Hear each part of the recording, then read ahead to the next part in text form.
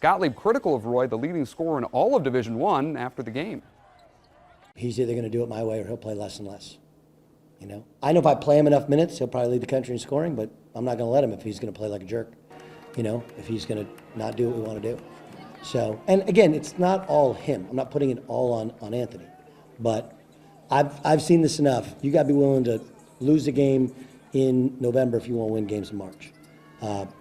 You're not going to win taking the types of shots he took in the first half.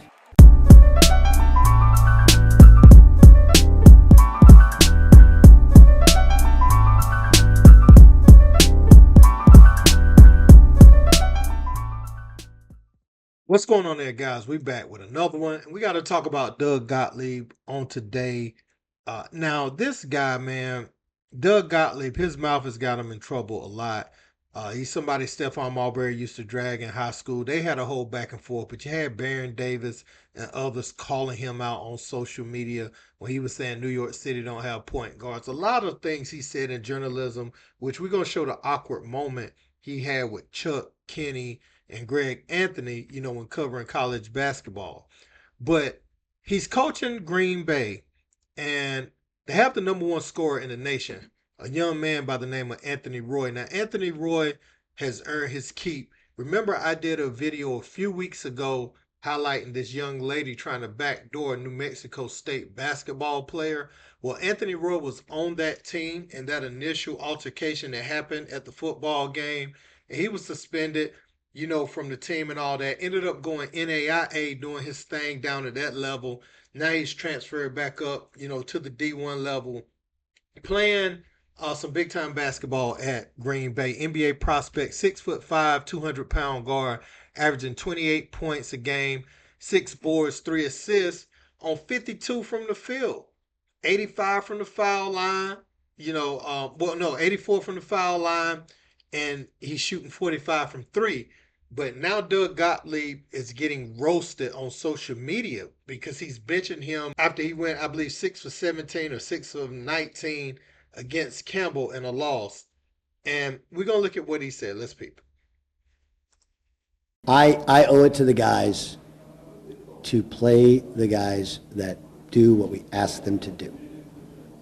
Period. There's things that transpire that I don't find appropriate to play today, and I made the personal decision to not play Anthony Roy. I know how I want to do it, and too many times in my life, and probably too many times in the last 6 months, I've acquiesced based upon this, based upon that. It's not just in this situation. And, you know, you wake up and you're like, what am I doing, right? You only get one shot at this thing. Do it the right way. You know, it's like if you build a house. That's what we're building. We're building a house. And if you go like, well, you know, the foundation, well, we can save money here, we can save money there. You get one chance at a dream home. This is my dream home. I'm building it. I'm going to spend the extra time and the extra expense and do it the right way. Now, before I cook this, man, let's look at what some of the most respectable people in all of basketball have had to say about Doug Gottlieb over the years. Let's get a little brief look at that before I continue. And now a 20-second timeout has been called by Oklahoma State.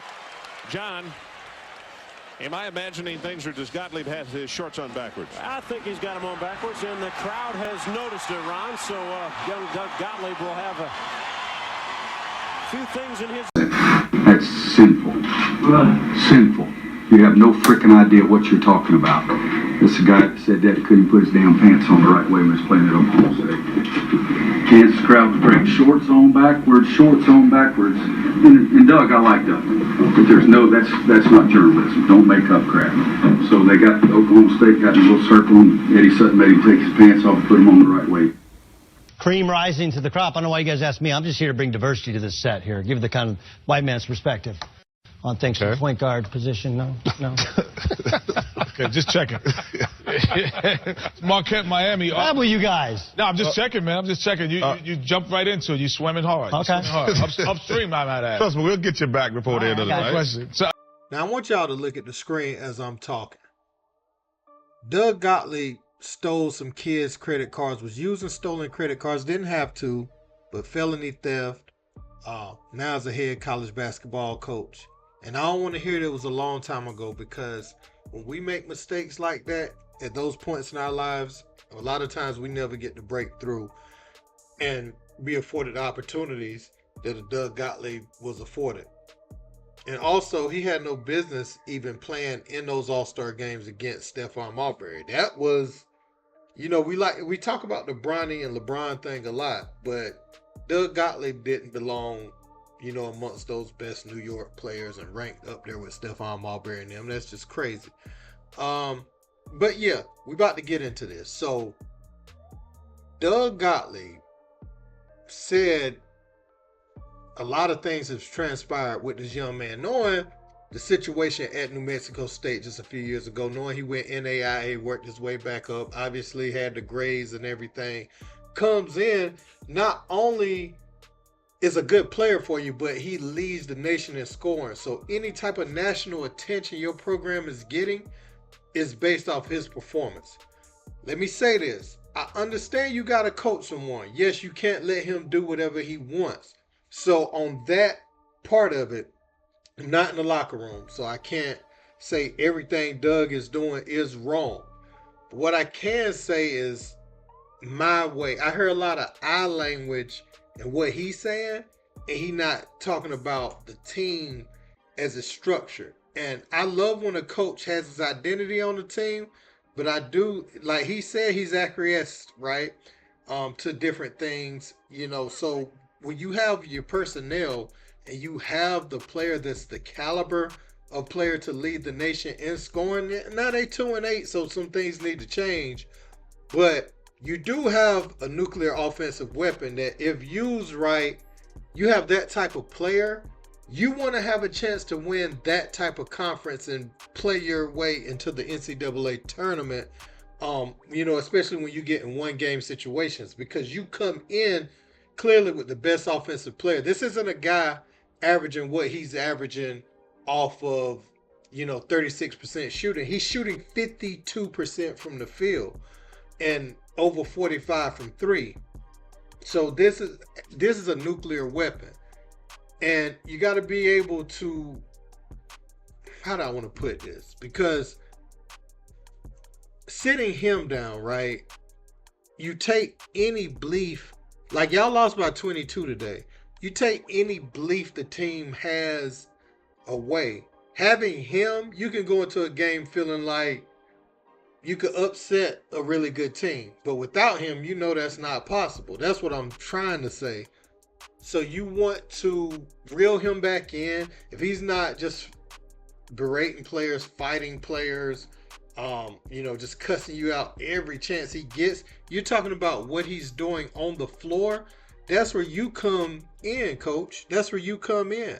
And he's reading and reacting. It's a react sport. And if you are a great offensive player, yes, sometimes you might not need to take that shot or take that contested two in traffic. Somebody's open, that type of stuff. And I can see you sitting them down for stretches, but sitting them for the whole game, I don't think that does anything positive if it wasn't conduct detrimental to the team. He has to start the games, man. I mean, he's playing high-level basketball. On top of that, he's popped up on the NBA draft radars. It's almost like you're a little jealous, I want to say, like tonally, what you're saying. Not what you're saying from the perspective of coaching, but tonally, it sounds like since he's getting a little bit of NBA draft feedback, you want to say, hey, no, look at me. This is my program. That can help you with recruiting in the long term. And if they see you with a player of that caliber leading the nation in scoring and he's getting benched, and there's no definite reason that we know, that's going to hurt your recruiting. You see how you went and got a top NAIA player? I can imagine if you at Green Bay, you looking at the JUCO market, you looking at unhyped players that have potential, right? And you're looking at NAIA D2, with the transfer portal being what it is now. You looking in all those places to get new talent. People gonna see that in another school about at that level where the players are getting an opportunity to play. and they're not getting ran through the ringer in the media, they're going to choose the other school. So you could down that hill, or you can make that work.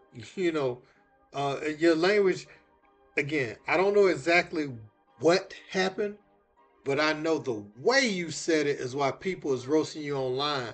You made it about yourself instead of about what is best for that young man. To say he gonna play less and less, you jealous that the man is an NBA. I see this, I don't like that about some coaches. You jealous that he's potentially an NBA prospect, in my opinion. But I want to know what you guys think about this in the comment section.